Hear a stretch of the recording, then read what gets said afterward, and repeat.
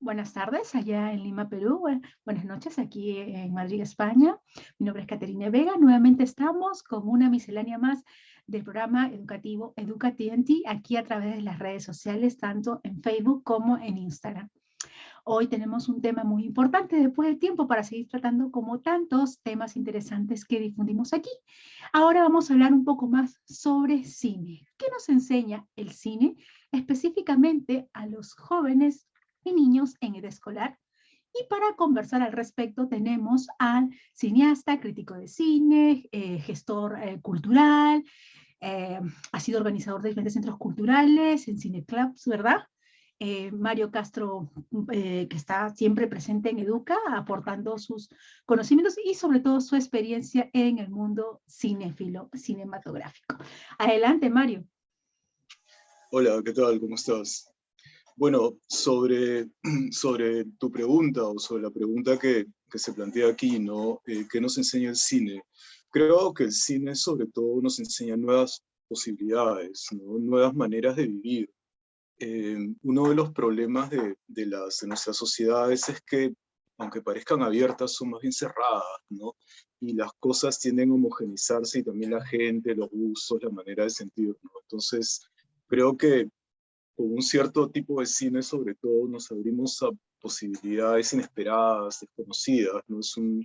Toda una aventura de autodescubrimiento, ¿no?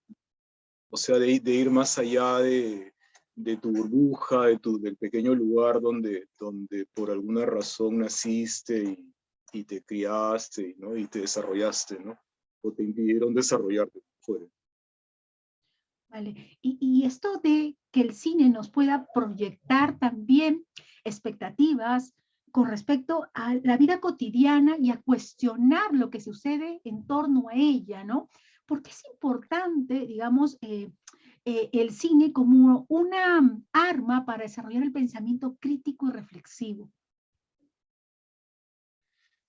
Es que lo que el cine aporta es un tesoro de sabiduría emocional.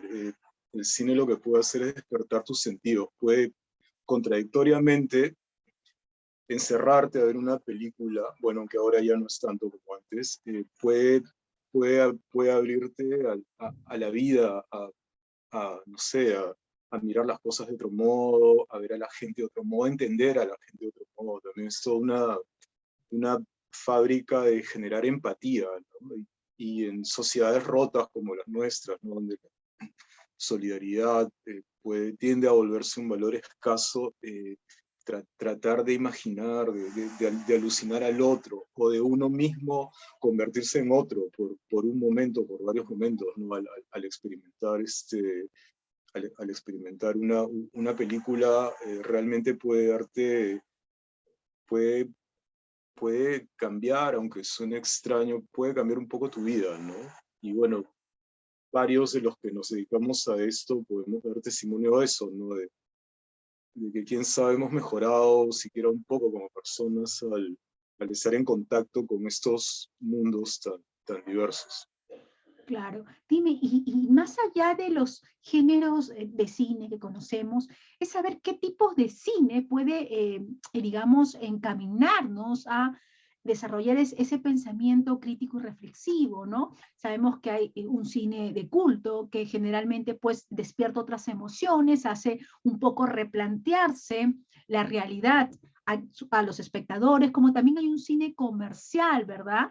Y hay también un cine un poco más, vamos a decirle un poco más pedagógico en el sentido de que quiere transmitir nuevas emociones o valores que dejen un mensaje de transformación social o de simplemente de buscar que el ser humano piense más allá de lo mediático, ¿no? De lo que vive el día a día. ¿Tú cómo ves estos tipos de cine?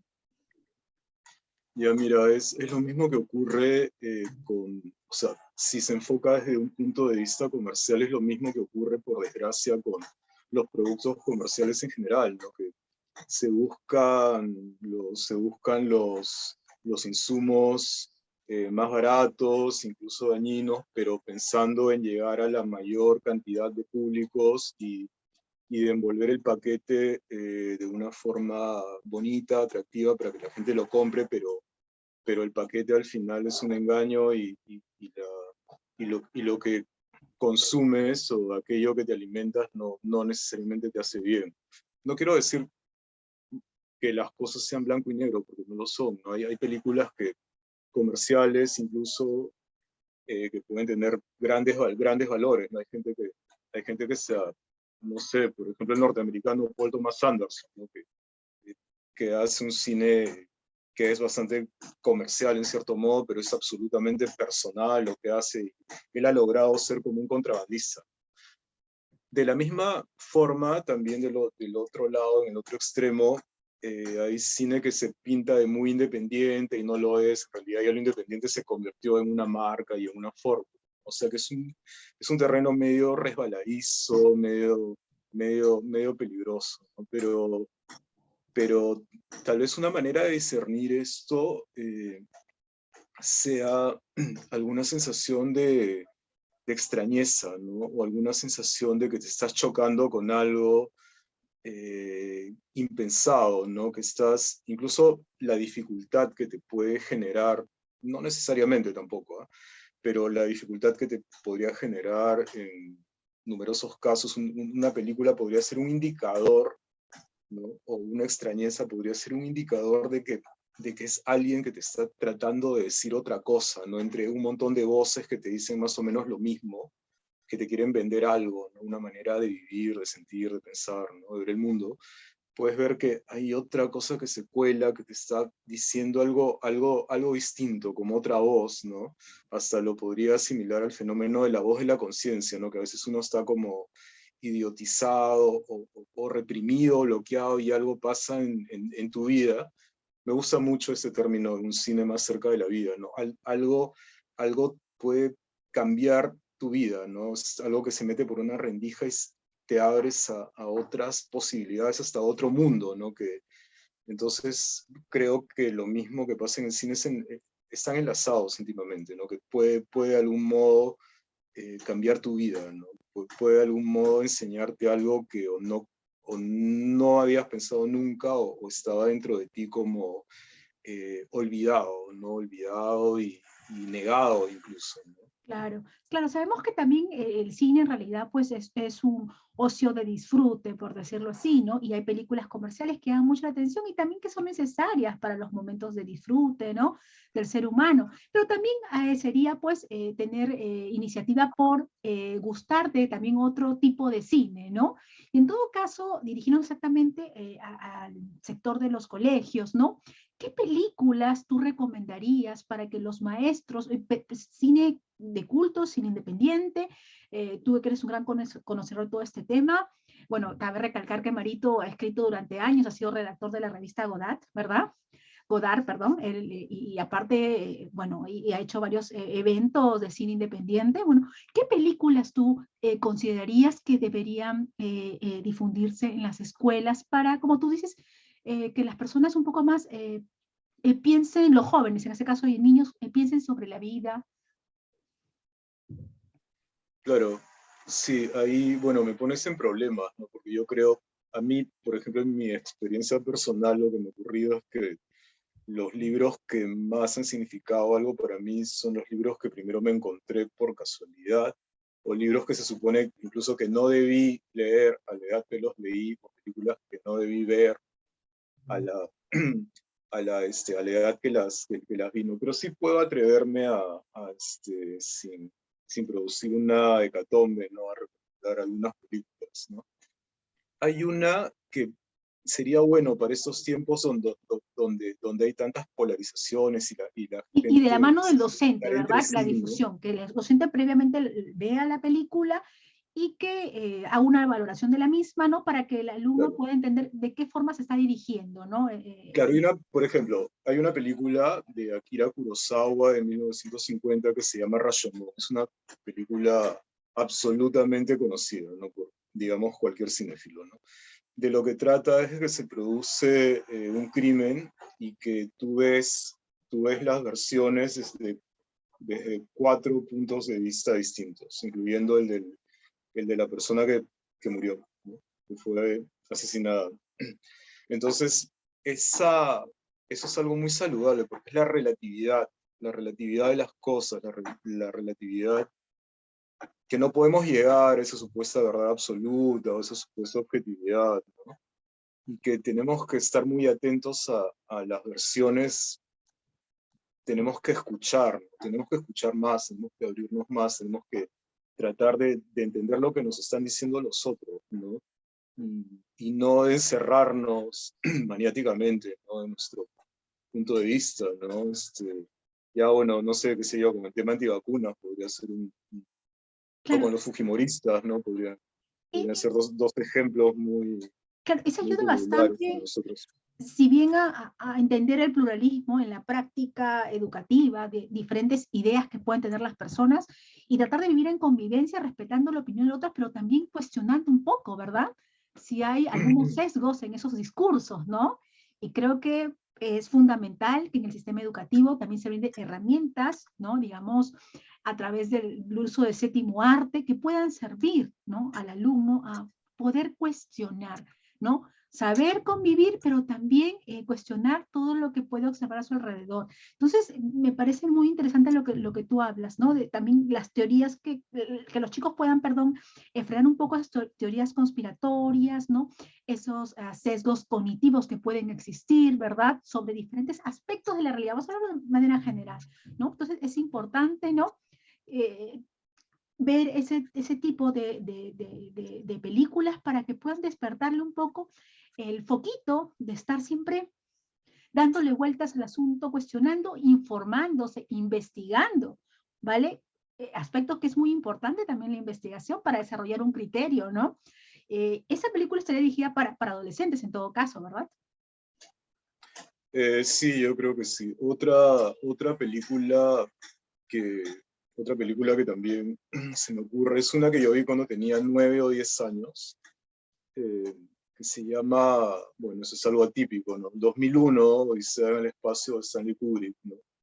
Allí, por ejemplo, eh, allí, por ejemplo, lo que uno puede ver es cómo los discursos, tú puedes sentir, creo, o fue al menos mi opinión, tú puedes sentir la, este, la solidez o falta de solidez de los discursos religiosos al confrontar los dogmas con la teoría de la evolución que te muestra esa película, ¿no? Y es muy persuasiva y con imágenes alucinantes, apabullantes, también extrañas, son misteriosas, ¿no? Sobre el origen de todo, ¿no? El universo, de la existencia humana, como dije, de la evolución.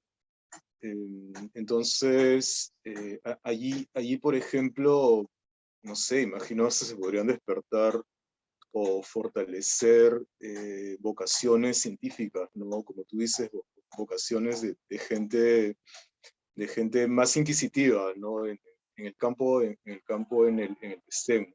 Aunque dicho sea de paso, como estamos ante instituciones, un poco mi papel en el cine acá, ¿no? En Perú ha sido también cuestionar las mismas instituciones, ¿no?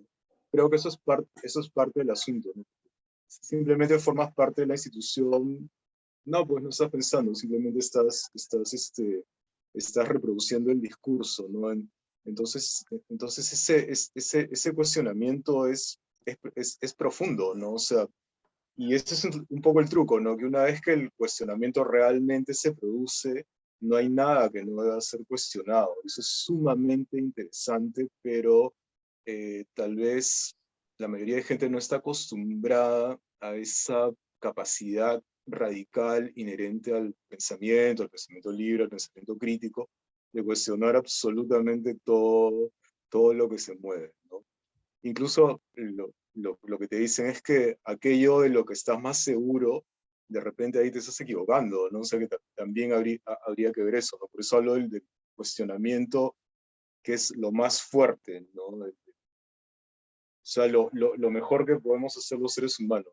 Porque si no, simplemente estamos obedeciendo a lo que otros nos dicen, que generalmente es un poder que es brutal, ¿no? Un poder que es el poder Vale, de intereses de grupo, el poder del dinero, el poder de claro. regímenes autoritarios se disfracen de lo que se trata. ¿vale? Y para eso está el séptimo arte, pues para poder transmitir a través de diferentes simbolismos, pues, digamos, arquetipos de seres humanos, donde los espectadores puedan darse cuenta y discernir, y sobre todo en el caso de los pequeños, los docentes que están en plena formación, ¿no? De la mano de los docentes, hacer crítica de aquellas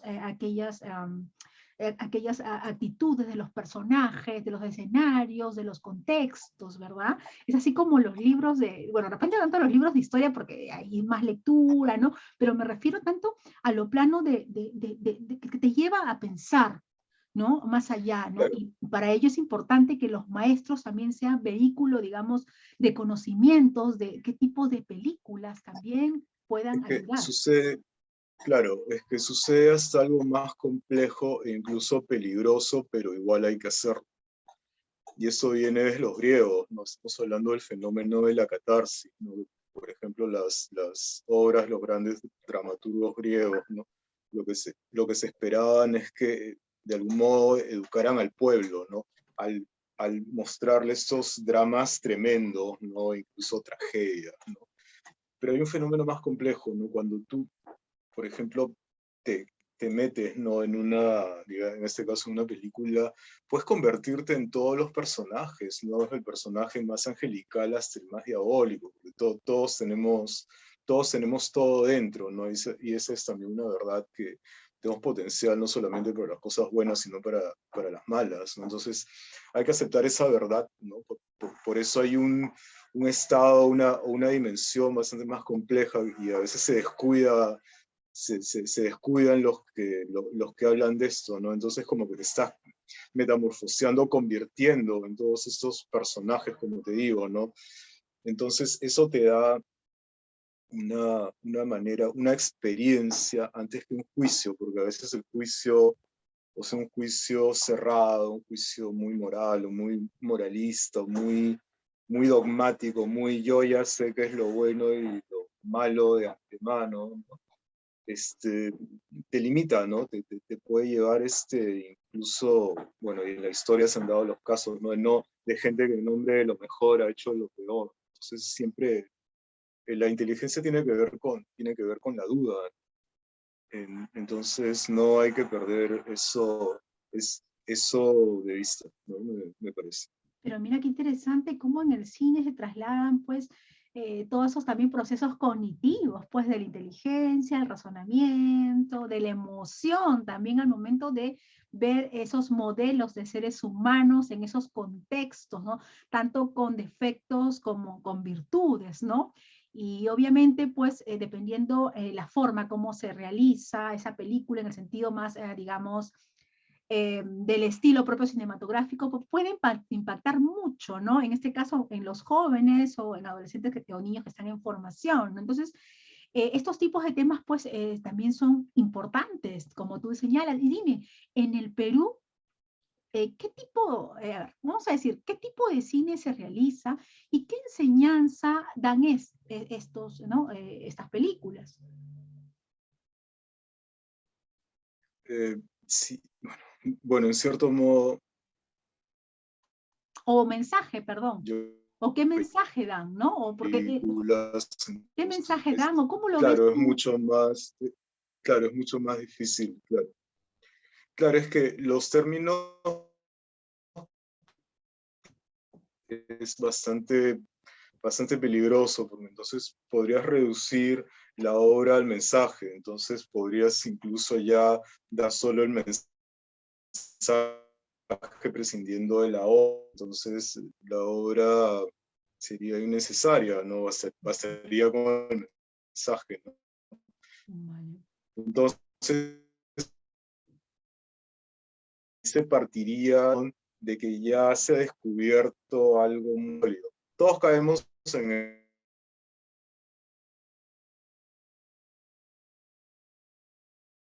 de la presunción muy verdadera. Bien, en una puesta en, o sea, un momento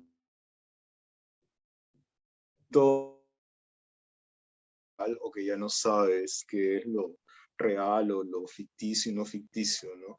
Ese momento de crisis es revelador y es muy útil porque está rompiendo esos preconceptos, ¿no? Entonces, así es como operan las mejores películas. Hay otra, que no sé si a los más jóvenes también la podría recomendar, ¿no?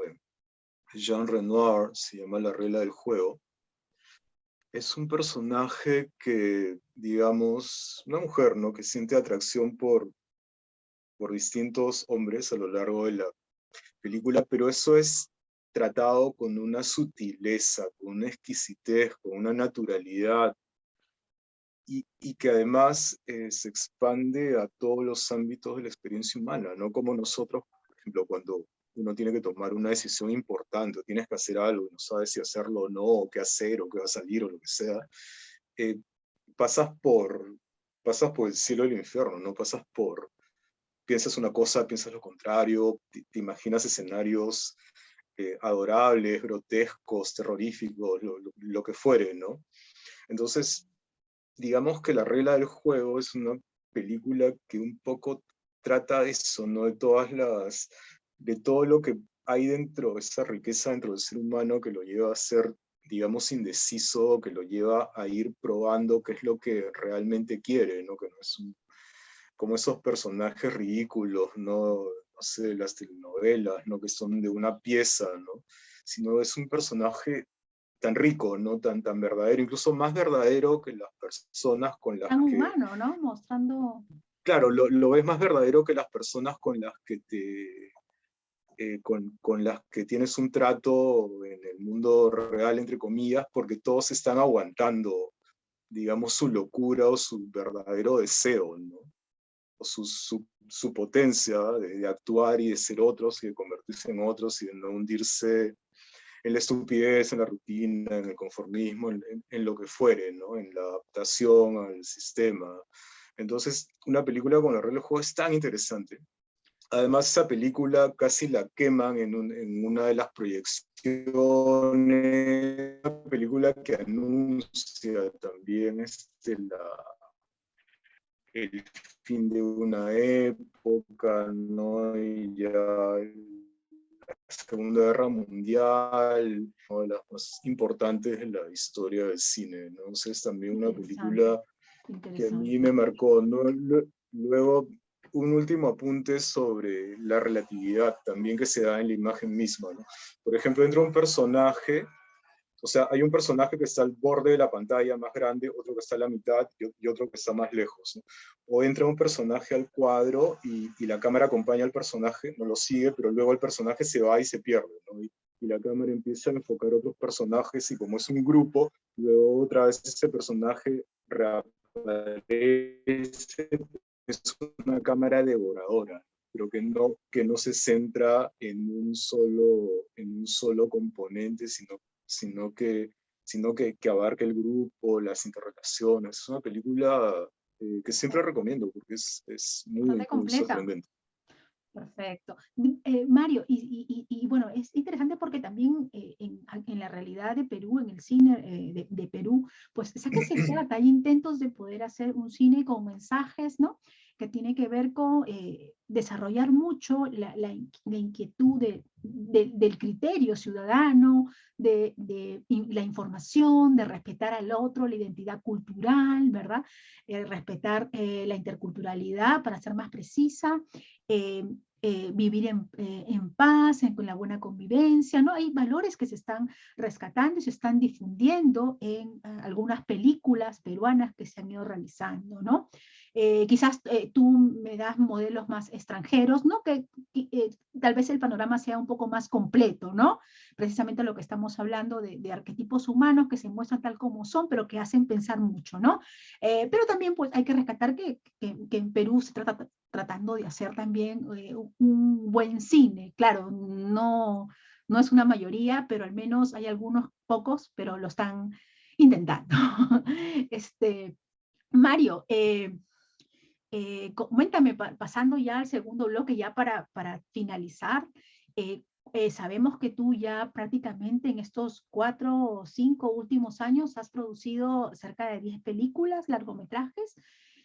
muy interesante. Yo lo veo como un cine experimental, neovanguardista, que de repente el término todavía no existe, ¿no? Que acabo de decirlo, pero es una nueva forma de hacer cine que te acerca mucho a ver más allá de lo que se puede ver superficialmente. Hay muchos simbolismos, eso me encanta, una retórica de imágenes que juegan entre sí para darle un sentido, pero el sentido que impacta en el ser humano para procesar y irnos más allá, toda una mayéutica. Perdóname que me explaye tanto. Cuéntanos un poco de tus últimas películas.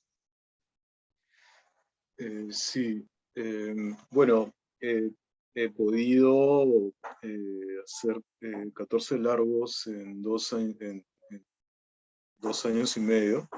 El año pasado hice 8 online. Eh, ¿Qué te puedo decir?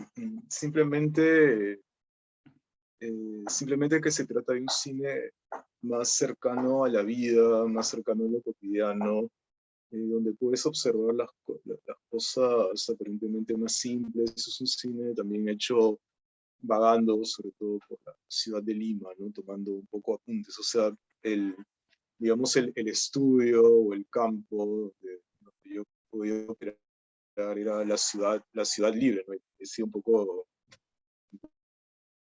atrevido, tal vez, ¿no? A grabar algunos conocidos también por ahí, ¿no? Pero es un poco el juego de vivir en la ciudad, ¿no? Lo malo de las ciudades y de las ciudades neoliberales, que eso se han convertido, es que la gente ya ni se observa, ni se mira, ¿no? Ni se habla, todo se ignora, ¿no? Que incluso la arquitectura está hecha para que la gente en varios lugares, que uno no se sienta como en su casa, como en su hogar, sentándose en una banquita, en un parque o en una plaza, ¿no? Entonces, todo eso es sumamente interesante, ¿no? El hecho de intentar tomarle el pulso a la ciudad, ¿no? Al estado de las mentes, de los cuerpos, de los ánimos, de los seres vivos, no solamente de los seres humanos, ¿no? Entonces, eso rompe de repente el esquema de lo que las personas entienden o han sido acostumbradas a que entiendan como una película, ¿no? Entonces a mí me interesó mucho romper eso. Luego está el asunto del presupuesto, está el asunto de que las instituciones no te van a dar dinero si tú Tienes que hacer un eh, cine les, comercial. les propones algo que es lo más natural del mundo. O sea, yo camino por las calles y, bueno, ahora menos con lo de la pandemia, pero caminaba por las calles y con una camarita chiquita en el bolsillo y como que tomaba apuntes. No es como si escribieras un diario de tus paseos, tus pensamientos, tus sensaciones, ¿no? Por la ciudad, ¿no? Con quién te encuentras o qué haces o lo que fuere. Entonces, que eso sea una película me parece mucho más interesante, ¿no? Lo otro es también respetable, hay gente que lo hace muy bien y genialmente, pero no es lo que me interesa a mí, no es lo que me nace, no es lo que me sale. También es verdad que se necesita bastante dinero, preparación, o sea, actores, guiones, todo eso, ¿no? Entonces hay que también ser realista y humilde y darse cuenta o sea, ¿por qué fracasa mucho el cine en lugares donde hay menos dinero, como aquí? Porque no, o sea, no tienen las herramientas o sea, quieren hacer un edificio, pero no tienen las herramientas para construirlo bien, entonces sale una cosa lamentable o ridícula, risible o muy defectuosa, ¿no? Entonces es una falta de realismo, ¿no?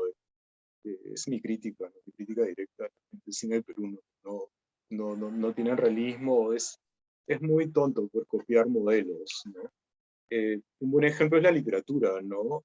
Aquí la literatura sí hemos destacado mucho más que en el cine, eso es obvio, ¿no? Entonces, habría que tomar más bien el ejemplo de grandes escritores, ¿no? O sea, como la sensibilidad de Martín Adán, por ejemplo, en La Casa de Cartón, o qué tan profundamente lleva, llega a Vallejo, ¿no? Con su sentimiento de, de qué significa ser un ser humano, ¿no? En el contexto en el que él vivió, ¿no? Me hace recordar a cosas, poemas humanos. cosas así, ¿no? O Ribeiro, ¿no? Ribeiro, me siento más cerca, ¿no? El Ribeiro de, de los diarios o de las prosas apátridas, ¿no? Que es también algo, son como microtextos, ¿no? Son apuntes, ¿no? También me siento muy cerca de Michel de Montaigne, ¿no? Del ensayo, ¿no? El género del ensayo, donde la mente puede desplazarse libremente, donde siempre hay sorpresa, ¿no? Claro. Y todos Es que ellos, justo, es que son saberes, o sea, saberes que no pueden darse sino en el contacto con lo inesperado, con la sorpresa, con el salto, entre comillas, al vacío, o tal vez sin comillas, o lo desconocido, ¿no? Pero que no es algo, después de todo, tan extraño porque está dentro de todos nosotros, ¿no? Entonces la gente siente tedio, aburrimiento y que la vida no tiene mucho sentido porque justamente está es que también por lo profundamente, mediático, profundamente metida en su burbuja, sí, claro. quieren algo El tema la somete. rápido, no quieren pensar, y no es porque no quieran en realidad, sino porque tienen tantas cosas también por hacer y ya se han acostumbrado a un mecanizado, este estilo de vida del consumismo, ¿no? Del neoliberalismo, que ya llevar al extremo también en su vida cotidiana, ¿no? Dejar de pensar en su humanidad, ¿no? Como que también lo replican en otras actividades, por ejemplo, disfrutar de un buen cine, que te haga Por ir ejemplo, más claro, allá. por ejemplo, un alemán, ¿no? Rainer Werner Fassbinder, ¿no? Él hablaba del nazismo del corazón. Él decía que, bueno, todos sabemos, ¿no? Luego de la derrota de Alemania, ¿no? Segunda Guerra Mundial, se produjo un boom económico, pero los que produjeron el boom económico en buena medida eran los propios nazis, ¿no? Y eso no se dice así porque suena medio feo, pero sí fue, ¿no? Entonces, lo que Fassbinder en su obra mostraba era la verdadera Alemania, el corazón de Alemania. O sea, aparentemente las cosas habían cambiado, pero en el fondo las cosas no habían cambiado mucho, no habían cambiado tanto, porque en las relaciones íntimas, personales, se producían las mismas relaciones de poder que en la época de los nazis, ¿no? Y claro, hacer una acusación así es como muy grave, muy cargado, pero él lo hizo.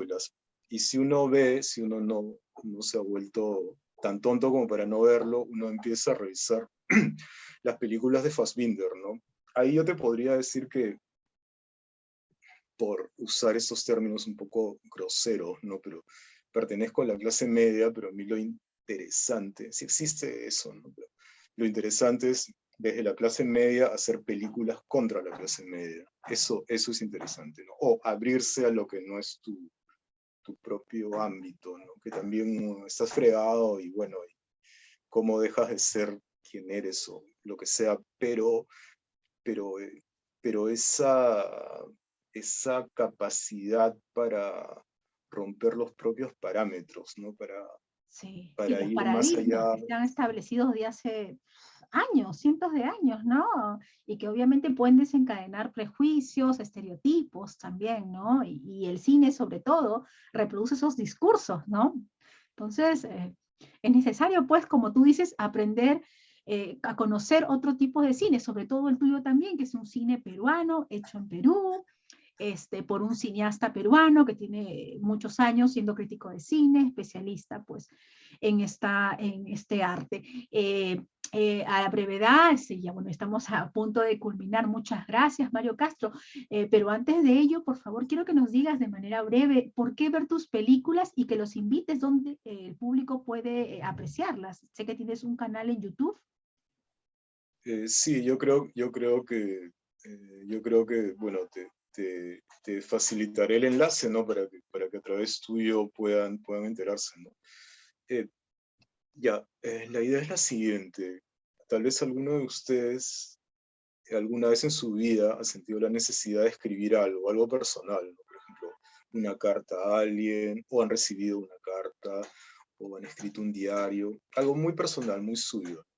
O sea, puede ser algo muy dramático, hasta puede ser algo muy entretenido y divertido. No se me refiero así en general, ¿no?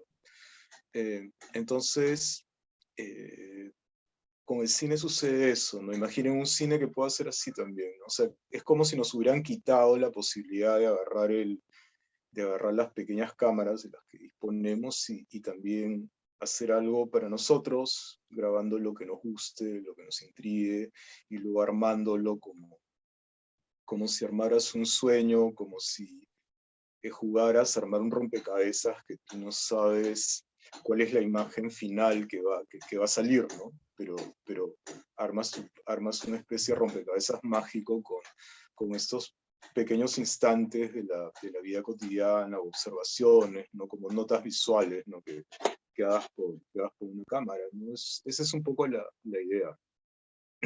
¿Vale? Entonces, es como que transcribir las remembranzas, las memorias que uno tiene, ¿no? Plasmadas, pero de una manera más metafórica, lúdica, que te hace imaginar, ¿no?